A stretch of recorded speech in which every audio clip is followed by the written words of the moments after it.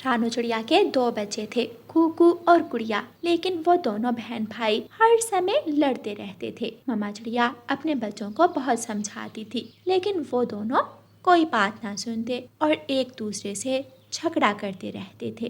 काश तुम्हारी जगह मेरी कोई और बहन आती, पता नहीं तुम चुड़ैल क्यों आई हो। अच्छा, मुझे भी कोई शौक नहीं है तुम्हारी बहन बनने का। मुझे भी कोई और भाई चाहिए जो अच्छा हो, मुझसे प्यार करे। दोनों ऐसे ही लड़ते रहते थे। मम्मा चिड़िया भी दाना लेकर घर आ जाती है। कूकू गुड़िया बस करो, क्या हर समय तुम दोनों ने शोर मचा रखा है? चुप करके एक साथ खेल नहीं सकते तुम दोनों? मम्मा इसे समझा ले, मेरे खिलौनों को हाथ न लगाया करे। क्यों न लगाऊं मैं हाथ? तुम मेरी सारी चीजें तोड़ देते हो और मैं तुम्हारा खिलौना भी ना लूं। अब तुमने मेरा खिलौना लिया तो मैं छोड़ूंगा नहीं। कूकू चुप करो, इधर आओ मेरे पास। दोनों बच्चे अपनी मम्मा के पास जाते हैं। कूकू गुड़िया, आप दोनों बहन भाई हो और बहन भाई तो एक दूसरे का ख्याल रखते हैं, और यहाँ आप दोनों हर समय लड़ते रहते हो। अगर ऐसे ही लड़ते रहे तो ये घर बिखर जाएगा। सोचो, अगर कल को मैं यहाँ ना रही तो कोई भी आकर इस घर पर कब्जा कर लेगा। आप दोनों जैसे हर समय लड़ते रहते हो, कोई भी पक्षी इस लड़ाई का फायदा उठा सकता है। लेकिन मम्मा, पहले ये लड़ाई शुरू करता है। अच्छा, जैसे तुम तो कुछ कहती नहीं हो। कूकू बेटा, गुड़िया बेटी, अभी तो आप दोनों मेरी बातें गौर से नहीं सुनते, लेकिन जब मैं यहाँ से चली गई तो आप दोनों मेरी बातें याद करोगे। आप दोनों को चाहिए कि एक दूसरे के साथ अपनी चीज़ें बांटो, दोनों एक दूसरे के साथ खेलो, साथ खाओ और साथ पढ़ो। अच्छा, मैं जो दाना लाई हूँ वो आप दोनों खा लो। मम्मा, क्या आप नहीं खाएंगी? गुड़िया बेटी, मुझे भूख नहीं है, आप दोनों खा लो। बच्चे दाना खा लेते हैं और फिर सो जाते हैं। अगले दिन जंगल में तेज बारिश शुरू हो जाती है। मम्मा चिड़िया को फिर से अपने बच्चों के लिए दाना लाना था। मम्मा, बाहर बहुत तेज बारिश है, आप आज दाना लेने ना जाएं। अगर मैं ना गई तो आप दोनों की भूख कौन मिटाएगा? मुझे कुछ नहीं होगा, बस मेरे पीछे से लड़ना मत, वरना मैं आप दोनों से गुस्सा हो जाऊंगी। मम्मा चिड़िया दाना लेने चली जाती है। बारिश बहुत तेज थी और साथ हवा भी बहुत तेज चल रही थी। आज तो कहीं से भी दाना नहीं मिल रहा था। मम्मा चिड़िया उड़ती उड़ती बहुत दूर निकल जाती है। फिर आखिरकार उसे घने जंगल में दाना मिल जाता है। मम्मा चिड़िया वो दाना उठाती है और वापस आती है। बहुत देर तक तेज बारिश में उड़ते उड़ते मम्मा चिड़िया के पंख बहुत थक गए थे और ज्यादा देर तक बारिश में उड़ने की वजह से मम्मा चिड़िया की तबीयत खराब हो जाती है। मम्मा चिड़िया बहुत मुश्किल से घर पहुंचती है। वो अपने बच्चों को दाना देती है और जल्दी से घोंसले में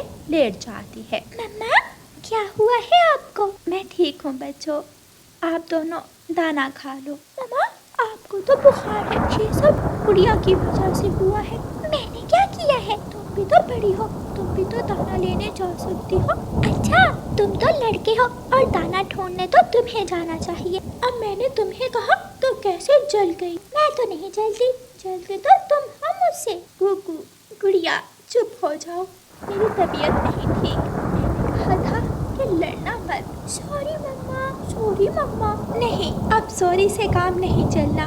कूकू गुड़िया, अगर आप दोनों साथ रहे तो कोई कुछ नहीं बिगाड़ सकता आपका। अगर ऐसे लड़ते रहे तो आप दोनों कभी खुश नहीं रह सकते। सारा दिन और सारी रात लगातार बारिश होती है और अगले दिन आसमान से काले स्याह बादल छट जाते हैं। कबूतर चिड़िया के दरवाजे पर आता है और दस्तक देता है। रानू चिड़िया, बाहर आ जाएं, आज हम इकट्ठे दाना लेने जाते हैं। लेकिन रानू चिड़िया तो अभी तक अपने घोंसले में आंखें बंद करके लेटी हुई थी। दस्तक की आवाज से दोनों बच्चे कूकू और गुड़िया उठ जाते हैं। मम्मा, मम्मा उठे, कबूतर अंकल आए हैं। लेकिन मम्मा चिड़िया नहीं उठती। मम्मा, क्या हुआ है आपको?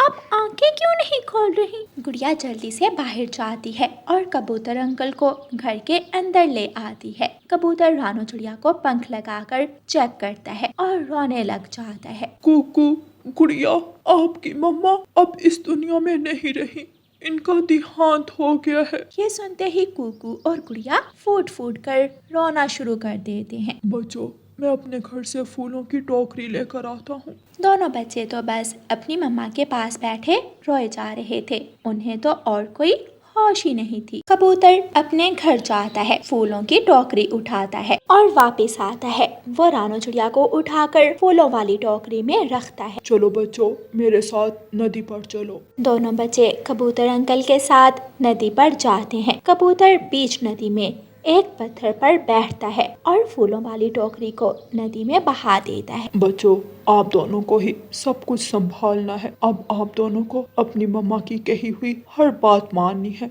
उनके बताए हुए तरीकों पर चलना है। आपकी मम्मा एक बहुत अच्छी पक्षी थी, आप दोनों को भी अपनी मम्मा की तरह ही बनना है।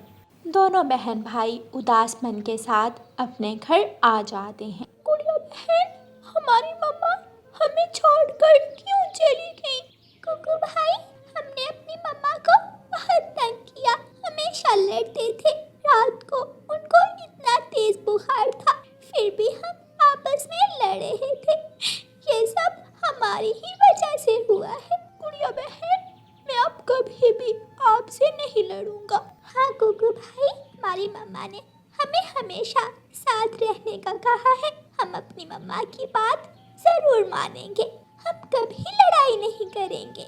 उसी जंगल में एक कौवों का पिछोड़ा रहता था। कालू जी, सुना है वो रानो चिड़िया तो मर गई। हाँ, आज सुबह ही उसका देहांत हुआ है। कालू जी, अब वो चिड़िया तो रही नहीं, अब तो हम उसके घर पर जाकर कब्जा कर सकते हैं। और उसके 2 बच्चे हैं, उनका क्या करना है? वो तो पहले ही बहुत लड़ते हैं, हम उन दोनों को थोड़ा और लड़वा देंगे, वो एक दूसरे को ही मार देंगे। हाँ, ये ठीक है। फिर इस पुराने घर से हमारी जान छूट जाएगी और चिड़िया के नए घर पर हमारा कब्जा हो जाएगा। अगले दिन गुड़िया नदी पर पानी पीने जाती है तो गौरी कवि वहाँ आ जाती है। बहुत दुख हुआ तुम्हारी माँ का सुनकर, बहुत अच्छी चिड़िया थी वो। गुड़िया बेटी, अब तुम कहाँ रहोगी? मैं तो वही रहूंगी जो मेरी माँ का घर है। तुम्हें नहीं पता, कल तुम्हारा भाई मेरे पति के पास आया था। वो कह रहा था कि मेरी बहन की कहीं शादी करवा दो ताकि वो सारा घर मेरा हो जाए। अच्छा, भाई ने ऐसा कहा है? मैं अभी जाकर भाई से पूछती हूँ। दूसरी तरफ कालू कौवा कुकू को भड़काता है। कल तुम्हारी बहन गुड़िया गौरी को कह रही थी कि वो बड़ी है तो अपनी माँ का घर वही संभालेगी और कुकू को बाहर निकाल देगी। कालू कौवा भी कुकू को गुस्सा दिलाकर वहाँ से आ जाता है। गुड़िया घर जाती है। कुकू, तुम इस घर से निकलोगे, ये घर मेरी माँ का है। क्यों? मैं तुम्हें निकालूंगा इस घर से, मैं ही यहाँ पर हमेशा रहूंगा, ये मेरी माँ का घर है। तुम बहुत खुद कर सो। चलो अभी गौरी आंटी के घर जाते हैं, वही फैसला करेंगी कि ये घर किसके हिस्से में जाएगा। वो दोनों बहन भाई कालू और गौरी के घर की तरफ जाते हैं। गौरी, मैं तो अपना काम कर आया, क्या तुमने कर लिया? हाँ कालू जी, मैं भी अच्छी आग लगा कर आई हूँ। देखना, वो दोनों लड़ लड़ कर एक दूसरे को ही मार देंगे और हम घर पर कब्जा कर लेंगे। घर के बाहर खड़े कुकू और गुड़िया गौरी और कालू की सारी बातें सुन लेते हैं और दुखी होकर अपने घर वापिस आ जाते हैं। कुकू भाई, हमें मम्मा ने कहा भी था कि अगर हम लड़ते रहे तो कोई ना कोई हमारी लड़ाई का फायदा उठाएगा। हाँ गुड़िया बहन, आज वो काले कौवे हमें लड़वा कर इस घर पर कब्जा करना चाहते थे, कल को कोई और भी ऐसा करेगा। मैं वादा करता हूँ आइंदा मैं आपसे कभी नहीं लड़ूंगा। हाँ कुकू भाई, हम दोनों हमेशा मिलकर रहेंगे। फिर वो दोनों बहन भाई कभी लड़ाई नहीं करते और मिलजुल कर खुशी खुशी रहते हैं। प्यारे दोस्तों, इस कहानी को लाइक, अपने दोस्तों के साथ शेयर और चैनल को सब्सक्राइब करना बिल्कुल मत भूलना। आपका धन्यवाद। सागर वाले जंगल में एक कौवा और कवि रहते थे जो जंगल के सब पक्षियों को बहुत तंग करते थे। वो खुद तो कोई काम करते नहीं थे और दूसरे पक्षियों को मारकर उनसे दाना छीन कर खाते थे। आज रानो चिड़िया बहुत दूर से दाना ढूंढ कर ला रही थी। वो दाना लेकर अपने घर वापस जा रही थी कि रास्ते में कौवा और उसकी पत्नी गौरी कवि चिड़िया को रोक लेते हैं। कहाँ भागी जा रही हो कमजोर चिड़िया? प्लीज मुझे आज घर जाने दो, मेरी बेटी कब से भूखी है, मेरा दाना आज मत छीनो। तुम्हें क्या लगा कि तुम हमसे ऐसी बातें करोगी और हम तुम पर दया करेंगे? चल चिड़िया, जल्दी से अपना दाना मुझे दे दो। नहीं दूंगी। चिड़िया वहाँ से भागने लगती है। गौरी कवि जल्दी से चिड़िया को पूंछ से पकड़कर उसे जमीन पर गिरा देती है और वह दोनों शैतान कौवे रानो चिड़िया से दाना छीनकर भाग जाते हैं। रानो चिड़िया रोती हुई अपने घर वापस जाती है। माँ, आप रो क्यों नहीं है? क्या आज फिर उन गंदे कौवों ने आपको तंग किया? बेटी, उन दुष्ट कौवों को तो जरा बराबर ध्यान नहीं आई। मैं आपके लिए दाना लेकर आ रही थी, वो मुझसे छीन कर ले गए। वो जितना बुरा हमारे साथ करते हैं उनके साथ भी उतना ही बुरा होगा। दोनों पति पत्नी नदी किनारे बैठकर रानो चिड़िया का छीना हुआ दाना बहुत मजे लेकर खाते हैं और खूब हंसते हैं। अगले दिन कबूतर तोते के घर जाता है। कालू और गोरी कवि भी रास्ते में बैठे हुए थे। वो कबूतर को जाता देखकर उसका पीछा करते हैं। तोते यार, क्या तुम्हारे पास दाना होगा? मेरी माँ आई हुई है। जो दाना मैं कल लेकर आया था, उस दाने में से आधा उन गंदे कौवों ने छीन लिया और आधा हमने रात को खा लिया। तुम चिंता मत करो कबूतर, मेरे पास मीठा फल है, तुम वो जाकर अपनी माँ को खिला देना। तोता कबूतर को मीठा फल देता है और कबूतर वो मीठा फल लेकर चला जाता है। जब वो रास्ते में जाता है तो कालू और गोरी उसे घेर लेते हैं। जल्दी से निकाल वो मीठा फल, वरना तुझे बहुत मारेंगे। मुझे जाने दो, मेरी माँ आई है, वो भूखी है। तो अपनी माँ को बताना था कि अपने घर से खा कर आती। ये मीठा फल तो हमारे पेट में जाएगा। कालू जल्दी से आगे होकर कबूतर को धक्का देता है। कबूतर दूर जा गिरता है। कालू और गोरी वो फल उठाते हैं और वहाँ से उड़ जाते हैं और कबूतर बैठा रोता रहता है। कालू जी, ये मीठा फल तो बहुत स्वादिष्ट है। तोते के घर में ऐसे फल और भी होंगे। फिर कल तोते के घर जाते हैं, काफी दिन हो गए, उससे हमने कुछ छीना नहीं। अगले दिन वो दोनों दुष्ट कौवे तोते के घर के दरवाजे पर जाकर दस्तक देते हैं। जैसे ही तोता बाहर आता है, कालू कौवा तोते के सर पर डंडा मारता है और तोता बेहोश होकर गिर जाता है। दोनों तोते के घर के अंदर जाते हैं और सारे मीठे फल चुरा कर ले जाते हैं। रानो चिड़िया तोते के घर के पास से गुजरती है। तोते को बेहोश पड़ा देखकर वो नदी से पानी लाती है और तोते के मुंह पर छींटे मारती है। तोता होश में आ जाता है। तोते भाई, आपकी तबीयत ठीक है? मेरे फल और गोरी ने मुझे मारा और मेरे फल भी ले गए। मेरे पास तो खाने को कुछ नहीं बचा। हम बेचारे मासूम पक्षी कहाँ जाएं? वो दुष्ट गंदे काले कलौटे कौवे हमारी जान कब बख्शेंगे? अगले दिन गुड़िया अपनी मम्मा के पास जाती है। मम्मा, आपको पता है कि कल क्या है? हाँ मेरी प्यारी बेटी, कल आपका जन्मदिन है। मैं कोशिश करूँगी कि आज ही आपका केक ले आऊँ। मम्मा, अगर उन कौवों ने आपसे केक छीन लिया तो? बेटी, आज मैं जंगल के दूसरे रास्ते से जाऊंगी। मुझे उम्मीद है कि वहाँ से वो मुझे नहीं पकड़ पाएंगे। रानो चिड़िया अपने घर से निकलती है। वो जंगल के दूसरे रास्ते से अपना सफर शुरू करती है। वो रास्ता थोड़ा लंबा था। रानो चिड़िया बहुत देर तक उड़ती है और फिर वो बाजार पहुँच जाती है। रानो चिड़िया अपनी बेटी के जन्मदिन के लिए एक मजेदार चॉकलेट केक लेती है, उसे पैक करवाती है और अपने घर की तरफ वापसी का सफर शुरू करती है। आज वो रानो चिड़िया कहीं नजर नहीं आ रही। उसे तंग करने में तो अलग ही मजा आता है। जरूर आज वो जंगल के दूसरे रास्ते से गई होगी। चलो हम दूसरे रास्ते के दरमियान जाकर बैठ जाते हैं। वो दोनों दुष्ट कौवे दूसरे रास्ते में जाकर बैठ जाते हैं। थोड़ी देर बाद रानो चिड़िया भी वहाँ से गुजरती है और वो दोनों कौवे रानो चिड़िया को घेर लेते हैं। रानो चिड़िया कौवों को देखकर बहुत ही परेशान हो जाती है। कालू और गोरी, मेरी बेटी का जन्मदिन है, उसका जन्मदिन खराब मत करो। जन्मदिन तो आते रहेंगे, वो फिर कभी मना लेना, लेकिन ये केक तो हम ही खाएंगे। वो दोनों कौवे केक भी छीन लेते हैं। रानो चिड़िया उदास होकर अपने घर वापस आ जाती है। चिड़िया बेटी, मुझे माफ कर दो, मैं आपको आपके जन्मदिन पर खुश भी नहीं कर सकती। कोई बात नहीं मम्मा। रात हो जाती है। मम्मा चिड़िया तो रात को सो जाती है, लेकिन गुड़िया बाहर बैठकर बहुत रोती है। मुझे कितनी खुशी थी अपने जन्मदिन की, लेकिन वो गंदे कौवे, उन्होंने मेरा जन्मदिन भी खराब कर दिया। वो गंदे कौवे यहाँ से दूर क्यों नहीं चले जाते? गुड़िया बहुत रोती है और फिर अपने घोंसले में जाकर सो जाती है। गुड़िया को एक सपना आता है जिसमें वो परी को देखती है। गुड़िया, आपको चिंता करने की जरूरत नहीं है। कल आप अपना जन्मदिन भी मनाओगी और वो कौवे भी यहाँ से दूर चले जाएंगे। जब आप सुबह उठोगी तो अपना संदूक खोलना, उसमें एक जादुई लाठी होगी जो उन कौवों की खूब धुलाई करेगी। जब गुड़िया सुबह उठती है तो उसे सच में अपने संदूक में से एक लाठी मिलती है। जन्मदिन की शुभकामनाएं मेरी प्यारी बेटी। गुड़िया खुश हो जाती है। मम्मा, आज मैं भी आपके साथ जाऊंगी। बेटी, मैं नहीं चाहती कि वो दुष्ट कौवे आपके जन्मदिन पर आपको तंग करे। मम्मा, आज हम उनको तंग करेंगे। गुड़िया अपनी लाठी उठाती है और अपनी मम्मा के साथ चली जाती है। रास्ते में कालू कौवा और गौरी कौवी फिर से रानो चिड़िया को तंग करते हैं। देखो देखो, आज गुड़िया भी आई है अपनी माँ के साथ। गुड़िया, अपने जन्मदिन का केक नहीं खिलाओगी? हम तुम्हें तुम्हारे जन्मदिन का तोहफा देंगे, तुम्हें खूब तंग करेंगे। लाठी लाठी, इन कौवों को खूब मारो और इनको इस जंगल से भगा दो। लाठी उन कौवों के पास जाती है और उनको खूब मारती है। हाय, ये कौन हमें मार रहा है? हाय मेरी पूंछ।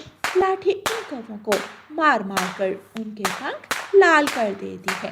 वो दोनों कौवे आगे आगे और लाठी उनके पीछे पीछे। जब तक वो दोनों दूसरे जंगल नहीं पहुंच जाते, लाठी उन कौवों की खूब पिटाई करती है और उनके पंख तोड़ देती है और वापस गुड़िया के पास आ जाती है। गुड़िया अपनी मम्मा को अपने सपने के बारे में बताती है। जब वो माँ बेटी वापस अपने घर आती हैं, तो उनके घर में एक बड़ा सा केक पड़ा था। गुड़िया को पता था कि वो केक परी ने भेजा है। मम्मा, हम सब पक्षियों को बुलाएंगे और फिर मैं अपना केक काटूंगी। फिर सब पक्षी मिलकर गुड़िया का जन्मदिन मनाते हैं। गुड़िया अपना केक काटती है और सब गुड़िया के जन्मदिन का केक खुशी खुशी खाते हैं। प्यारे दोस्तों, इस कहानी को लाइक, अपने दोस्तों के साथ शेयर और चैनल को सब्सक्राइब करना बिल्कुल मत भूलना। आपका धन्यवाद। उठो कालू, सब दाना लेने चले गए हैं। एक तुम ही हो जो अभी तक सोए हुए हो। उठो और जाकर दाना लेकर आओ। दाना लाने की क्या जरूरत है,